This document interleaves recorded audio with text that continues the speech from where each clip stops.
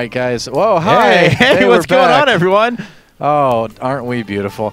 In the top left part of the map, in the blue, from the Team Prime, it is it's Creator.Prime, not A-Pink.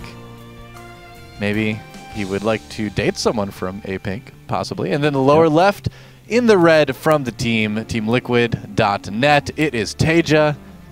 May want to also date someone from A-Pink. Possibly. Do you want to date someone from A-Pink? Is that? I think they may be a little bit young for me. Okay. But I do enjoy their music. I have no idea who these people are. Oh, it's a K-pop band. Oh, yeah, I mean, I've gathered that from what you said, but like they played at a GSL finals once, actually. And you know what? Mad props to them because they were like one of the only K-pop bands I saw when I was in Korea that didn't lip sync. Like every K-pop band lip syncs over there. Not like every, but many do. Well, most like a lot of pop bands here, or well, anywhere in the world. But I respect that, you know? That's good. It's probably I've never tried it myself, but it's probably tough to dance and sing well at the same time. Yes. I'm only after a few drinks. I mean, that's... I'm not counting my Rock Band experience either. Oh. On Xbox. That's actually even worse for me, so... But I have to justify myself now. I actually was on real bands, actually, in high school and college, yeah. Nice. I played classical piano for 10 years, taught it as well. You're still good at it. Used to getting back, but used to compete. It is going to be a Nexus first, actually, for Creator.Prime. So we can see up a Big lot shock of pros. there. Yes. Yeah. Creator playing passively. What? I can't believe it. It's amazing. Looks like it's going to be a gasless expand for TaeJa as well. Yeah. Very good, very safe way to expand, unless he's going to put down that 15 or 16 refinery like some of the European turn players do. But I would doubt that very much. And Creator actually choosing Tal'Darim Altar, which is kind of an interesting map choice. Yeah, well, this is we have a pretty modern, up-to-date map pool. Obviously, we have to include a couple of older maps because it's 9 maps long. In case this would go the entire distance. Well, I did remake Desert Oasis, but you know nobody wanted to listen to me for that one. So. That's will never. Ever. If I have to see Desert Oasis in a tournament like that, I'm pretty sure my mind would explode. It'd be insane. Oh! I guess that's my insane voice? I guess so. I don't know. You kind of sound like a ghost. Oh! Ooh.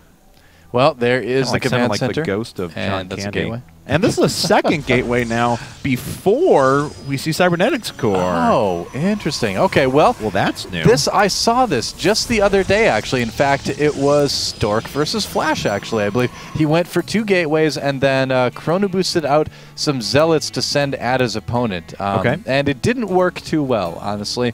But, you know, who knows? It may work. Well, we're going to see it now. So there's a bunker going up, though, for TaeJa. So this is kind of one of the reasons why we don't really see this that much, because it's fairly easy to defend against this without taking any losses at all other than some damage on your bunker if you do something like this. Now, what Creator.Prime could potentially do is try to sneak these past, but I don't know. I don't really see the logic in going for, oh, that's what he's going to do. Okay, so it's instead going to be like a lot of stalkers early on. Okay, and he does do that quite a bit too. But well, let's see here. Yep, second stalker coming up. So almost akin to a 3 stalker opening. He does. Not in a PvP. So, well, we'll see now what TaeJa is going to go after. He is once again 3rd command center. Now he's done this 3 different ways in the 3 games, but it's all arrived at the same conclusion. In game number 1, we saw command center first into 2 racks into a gasless 3rd command center. Game number 2, we saw 1 rack's gasless fast expand into 3 racks into a 3rd command center. This time,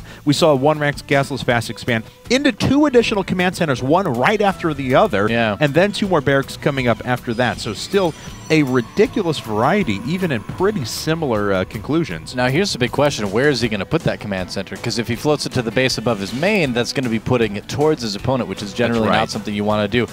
You can land it by your rocks before breaking them down and then mine with things like mules and stuff like that. We've seen players do similar things on this map, so I suppose that's a possibility, but still not totally ideal. I think what we're going to see, though, is the most likely scenario is him just really, really quickly getting enough workers to saturate 2 bases and then, you know, kind of feeling things out. You know, he could try timing with that to do a lot of damage. He could just decide to expand and then already have the command center available. So there is a couple things you can do out of this if you just decide to power SCVs with this third command center. And Creator's already starting to take down his destructible rocks, so he's going to go to a third base very early on. Of course, we always joke when we've seen Creator.Prime, whether it be in previous fight clubs or when he comes in team situations, even when he does like big two-base pressure, he always put the third behind it. He's like, I can't go all in. I can't destroy my reputation quite like that. So yeah, I mean, you use up, a lot of times you're using up like a maybe half of a warp-in cycle, half to 3/4 of a warp-in cycle to afford that Nexus, and that doesn't really, when you think about it, make a huge difference. If you're going to make a big push like that, if you've got the units you think are going to do damage, 3 Stalkers isn't going to really make a huge difference there. It's going to make some, but not that big of one. So I wouldn't be surprised at all to see a lot of Protoss players start to just throw down a third, really, no matter what they're doing, unless they're going very all in. And Creator playing at his creatoriest. He has double forging now. Creatoriest. I don't even know. Creatoriest? Yeah. Anyway, well, he's gone for a robo and putting down 2 forges afterwards. We'll probably see a relatively quick robo bay and eventually a third base, and he'll start powering gates and Colossi basically unto infinity. That's right. That's what he does. Infinity and beyond. That's right. He is Buzz Lightyear, the Korean Buzz Lightyear, if you guys didn't know. That's right. That's what they call him, Buzz Lightyear. That's his nickname. I'm going to start calling him that now. In fact, the next time I see him, I'm just going to be like, Buzz Lightyear, what's going on? And he'll be like, well, 1, I don't speak English, so I don't know how I'm responding to you, but 2, this is incredibly awkward. He might know the character and be amused by it. I don't know. Oh, looks like somebody spotted an observer. That's right. Jakshi levels of observing here. I don't know if he has enough energy. Yeah, it looks like he doesn't. No, he's actually just going to chase it around. Okay. He didn't have any energy for it, unfortunately. Robotics Bay is coming down now, just as we speculated before, as the Infinite Colossi will be producing soon. Right. Nexus, third Nexus hitting the field, and 1-1 is about halfway done. Yep. And it should be a pretty potent push if he decides to go with that. A lot of times you'll see, like 3 Colossi and 2/2. Yeah. With this sort of thing, that's when you start to kind of put on pressure, and then you get Templar from there a lot of times. We've seen Creator go like the complete passive route out of this as well, and he just sits on 3 base, maxes out, takes a 4th, and attacks. He made a career out of it, in fact. That's kind of what he did. That's a fact. Yeah. And TaeJa, if you salvage those bunkers, I'm going to be so disappointed in you. Oh, okay. Well, just one. One of them. That's okay. I'll accept that. Don't you dare salvage those other bunkers.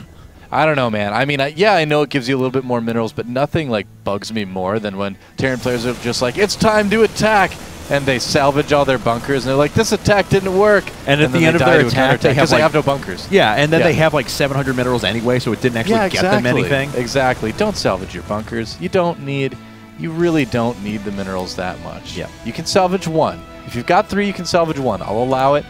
But at least leave yourself 2, because you don't know if your push is going to work. And TaeJa is using those there's the second one. Oh, TaeJa. If he dies to a counterattack, I'll just feel so vindicated with this. But we'll see. I will say this: he is putting down some supply depots there, which is a good alternative. That's true. Just because you can survive a lot easier in one bunker if the Zelts don't have surface area. So yeah, that's fine. That's okay. But.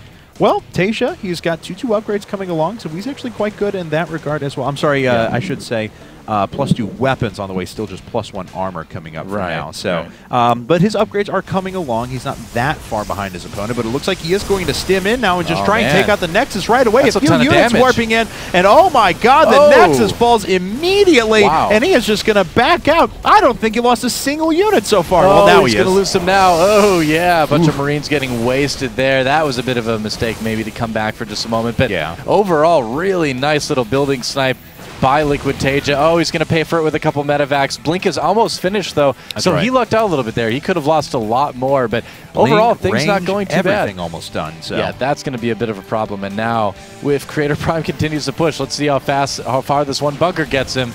All right, well, here it goes now. So TaeJa is falling back on that. I think he's got enough units to survive, other bunkers. Yeah, I mean, with 1/1 upgrades done, now he's only back, or he's actually tied on upgrades, I should say, with his opponent at the moment. So that would not have been that bad of a moment to engage. He lost a surprisingly low amount of units with that push. Usually you're expecting to take some more losses when you run in and try to snipe a Nexus like that. Yeah. But TaeJa came out of it pretty well. He ended up not needing anything beyond that first bunker here. So all in all, yeah, TaeJa getting a nice little lead here. He does have his third base up and running, where Creator.Prime now does not. That's right. And, you know, it makes tech switches so much harder when you're missing that base. As we can see, Creator's putting down the Templar Archives right now, but he's been powering out Colossi because, well, he really doesn't have any choice. I mean, he knows his opponent is going to be building up that Viking count, as we see. But unfortunately, without the gas income coming off of these 5th and 6th gases, he just has no way to support that huge amount of Templar that he'd love to have. Yeah, we saw him sending his probes to that gas right away as he was transferring. He didn't even wait for them to get to the minerals and then peel some off to do it. So he knows that gas income right now is really what he needs to stay competitive in this game. And I mean, he's still in a pretty good spot. He does have 3-3 on the way. He does have that slight upgrade advantage when it comes to armor over Liquid TaeJa. He's still got a grain composition. He's got his Templar Archives finished now, I believe. So he's got the ability to get some Archons out. He hasn't started anything like Storm just yet, but Archons themselves are just such a great defensive unit to really kind of bolster the strength of your army overall if there are no ghosts out. And so he can do that if he wants to. Yep, there's an Archon started right now, in fact, but yeah, we'll have to see how he handles this. 2 more bases coming up from TaeJa as he attacks. In fact, one of those just about to finish up. So no ghosts in with this army. So it's not going to be the easiest engagement for him because there's a fair amount of AoE that's out there for the Protoss. But just 1 Archon, as we mentioned before, and it looks like TaeJa's going to go for it. Starts to back up now, but he is sitting on the ramp in a little bit of an exposed position. The Zealots, without taking any EMPs, are falling, but it's taking quite a bit longer than TaeJa would like. And he's not even been able to effectively deal with all of those at first, and he's going to lose some medevacs on the way out as well. Well, what he's trying to do is peel those Zealots away from the main army, and he did an okay job with that, but he moved just a little bit too far up the ramp before he engaged, and Creator.Prime was able to get the upper hand in that battle. He's actually a little bit lucky that the Stalkers didn't blink ahead to try to take out some medevacs because he wasn't actually in that great of a position to defend it. It looks like Creator.Prime, though, is going to chase TaeJa all the way back to his base. Will he push? That is risky because TaeJa now can reinforce back at home. He does. He is pulling a few SCVs off the line, but it looks like Creator is hesitating at least for the second. So TaeJa not going to be able to pull those quite yet. We'll see if he decides to do so. He does. Then Creator starting to make his way in slowly with these Colossi. Creator.Prime doesn't want this engagement right now. 3-3 is not done yet. Yeah, you can see him pulling back. I think we're going to see him wait until 3-3 finishes and then maybe do a little bit of a push, but it's still so close right now. TaeJa actually with the supply lead by about 30 supply right now, so Creator.Prime needs to do this very carefully. All right, good job with the Vikings in the air, but not exposed to too many units, and he does pick away at those Colossi. 1 losing shields, 1 actually going down. Another one about ready to fall here in just a second as well. So the Vikings have done their damage. Units on the ground have cleaned up quite a bit, but now it's kind of that critical tipping point as the reinforcements of Zealots start making their way in. These bio units are very, very low, and the Vikings are a little bit of dead weight, but they are distracting some of the fire from the Stalkers. Unfortunately, though, TaeJa just does not have any more stuff up. Yeah, I feel like the upgrades are really what's going to win it for Creator.Prime. TaeJa did have the unit advantage, and he did kill the expensive, powerful units, but it's these powered up, upgraded gateway armies that Creator.Prime has left. They're going to do really well. Creator.Prime may be overextending just a little bit. He needs to be careful because TaeJa, like we talked about earlier, does have that big-time production, right? He can produce a lot of units really quickly. Look at how big his army is already again, just from having out those 10 barracks. He's got 4 medevacs out as well. Suddenly another big, strong bio army. So Creator.Prime needs to be careful. I like the Archons. The Colossus added in there is going to help quite a bit, but this is still a fairly close fight.